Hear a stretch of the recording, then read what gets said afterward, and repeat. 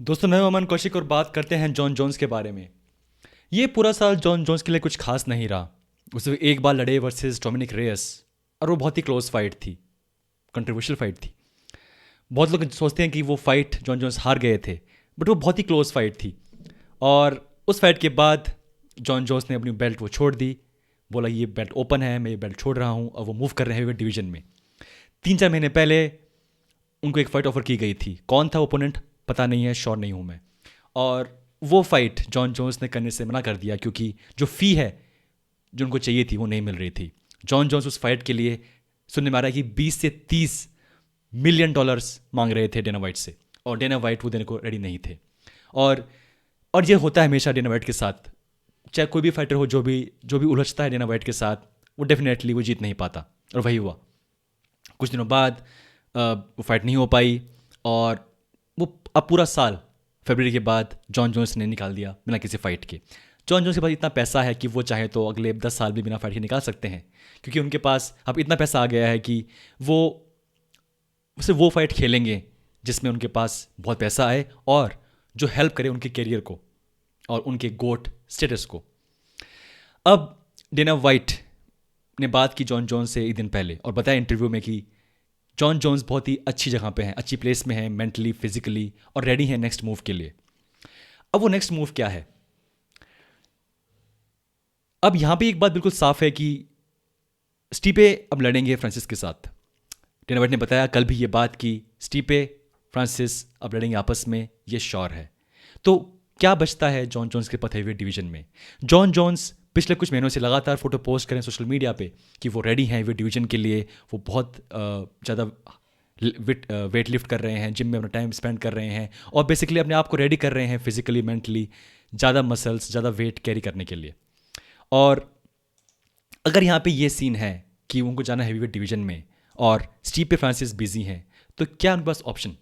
Jon Jones का debut heavyweight division में एक बड़ी बात है, एक बड़ा इवेंट होगा। और आई थिंक अगर वो लड़ते हैं किसी ऐसे फाइटर के साथ जैसे कि कर्टिस ब्लेड या डेरिक लुइस, तो वो एक अच्छा मैच है, बट एक बड़ा मैच नहीं है। और अगर ये ऐसा करते हैं डेना वाइट, तो एक वो मिस्ड अपॉर्चुनिटी होगी। डेब्यू जॉन जोन्स का हैवीवेट डिवीजन में, I think he deserve either belt और फ्रांसिस, एटलीस्ट नंबर 2। अगर बेल्ट नहीं तो कोई ऐसा फाइटर जो कि लगे कि हाँ, ये फाइटर हरा सकता है जॉन जोन्स को। हम जानते हैं अगर जॉन जोन्स लड़ेंगे डेरिक लुइस के साथ या कर्टिस ब्लेड के साथ, तो हमें पता है कि जॉन जोन्स के पास ज़्यादा ऑब्वियसली एक्सपीरियंस है, ज़्यादा उनके पास टेक्निक है, वो जीत जाएंगे। तो कोई सेंस बनता नहीं है। अगर बात करें इजी के बारे में, अब ये जो फाइट है, ये फैंटेसी मैच है, जोन्स वर्सेस अडेसानिया। ये एक साल से हम बात करें इसके बारे में, बात कर रहे हैं, फैंस बात कर रहे हैं, वो खुद बात कर रहे हैं।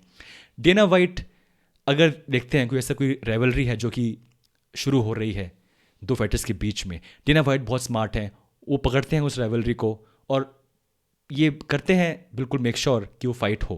यहाँ पे वो ऐसा नहीं कर पा रहे वो, क्योंकि दोनों ही फाइटर अलग वेट डिवीजन में हैं, और अब जा रहे हैं किसी और डिवीजन में। जॉन जोन्स हैवीवेट डिवीजन में थे, अब वो जा रहे हैं लाइट हैवीवेट डिवीजन में थे, अब वो जा रहे हैं हैवीवेट डिवीजन में। और Adesanya champion of middle weight division, अब जा रहे हैं हैवीवेट डिवीजन में, लाइट हैवीवेट डिवीजन में। कंफ्यूजिंग। सो क्यों जॉन जोन्स इतना टाइम स्पेंड करेंगे जिम के अंदर, वेट अपना पुट ऑन करेंगे सिर्फ इसीलिए कि कुछ महीने बाद मैं वापस वेट लूज़ करूं अडेसानिया के लिए? आई थिंक वो यहाँ पे सेंस नहीं बन रहा।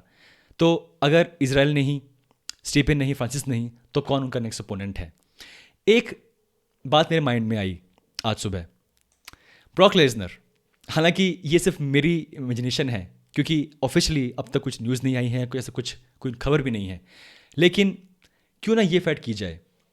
ब्रॉक लेसनर अब तक अभी इस टाइम पे अवेलेबल हैं, ना ही वो पार्ट ले रहे हैं डब्ल्यूडब्ल्यूई में, ना ही वो किसी और जगह पार्ट ले रहे हैं, वो अवेलेबल हैं, ना किसी कॉन्ट्रैक्ट में हैं। और अगर डेना वाइट चाहें तो ये फाइट अब कर सकते हैं। ध्यान रहे, जॉन जोन्स ने चैलेंज किया था ब्रॉक लेसनर को एक 1.5 साल पहले अपनी फाइट के बाद, और उस टाइम पे कहा था लेसनर कि वो रेडी हैं, अगर वो बाहर निकलेंगे डब्ल्यूडब्ल्यूई से तो डेफिनेटली वो खेलेंगे जोन्स के साथ। अब यहाँ पे इशू ये है कि अगर वो खेलेंगे जोन्स के साथ, तो उसके लिए उनको आना पड़ेगा, ब्रॉक लेसनर को आना पड़ेगा ड्रग टेस्टिंग पूल में। 6 महीने एटलीस्ट उनको ड्रग टेस्टिंग से गुजरना पड़ेगा, ये रूल है। लेकिन जब लास्ट टाइम वो आए थे वर्सेस मार्क हंट, उनकी फर्स्ट कमबैक, उस टाइम पर उन्होंने ऐसा नहीं किया था। एक लूप होल था उस रूल में, और किसी तरीके से सिर्फ 1 महीने रहने के बाद उस ड्रग टेस्टिंग पूल में वो लड़े थे वर्सेस मार्क हंट। लेकिन उस फाइट के बाद ब्रॉक लेसनर ने ड्रग टेस्ट फेल कर दिया था और उन्हें मिला था सस्पेंशन 1 साल का। तो यहाँ पे थोड़ा सा एक शेडी सा वो है, थोड़ी सी खिचपिच है, बट अगर डेना वाइट चाहें तो ये फाइट पॉसिबल है। ब्रॉक लेसनर के पास इतना बड़ा फैन बेस है, चाहे वो रेसलिंग का हो चाहे वो MMA का हो। जब भी वो लड़ेंगे किसी फाइटर से UFC के अंदर, वो एक बड़ी फाइट होगी।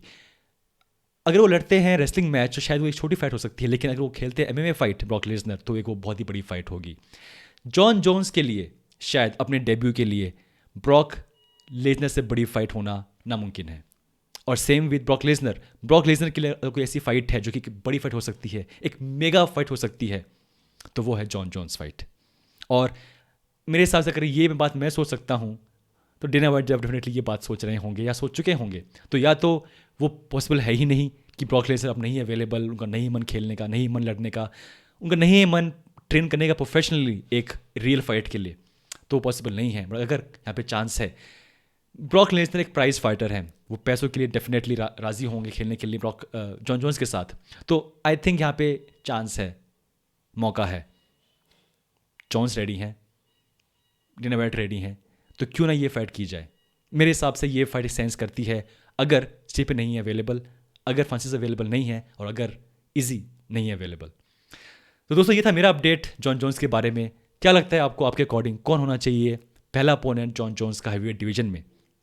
मुझे बताइए कमेंट्स के अंदर।